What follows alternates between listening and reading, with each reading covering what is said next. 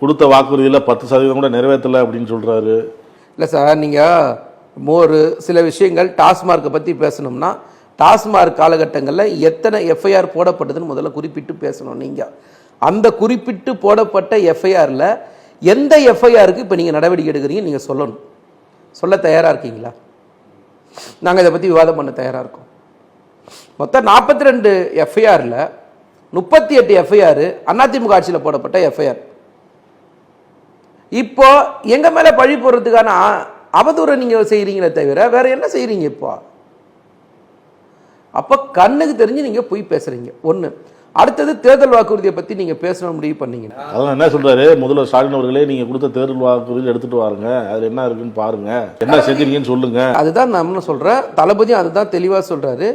நீங்கள் தேர்தல் வாக்குறுதியை பற்றி நீங்கள் பேசணும்னா 98% தேர்தல் வாக்குறுதியை நிறைவேற்றிட்டோன்னு பொதுவெளியில் முதலமைச்சர் சொல்லியிருக்காரு.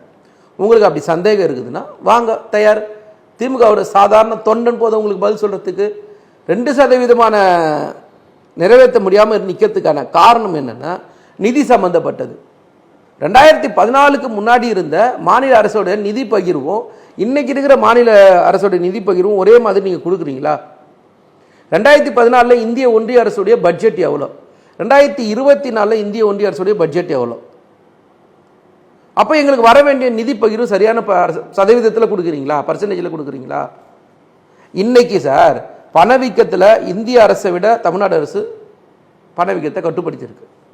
நீங்கள் தேச வளர்ச்சி ஒன்றிய வளர்ச்சியை விட மாநில வளர்ச்சி உயர்ந்து நிற்குது. 9.64% நம்பர் 1 மாநிலமாக இருக்குது.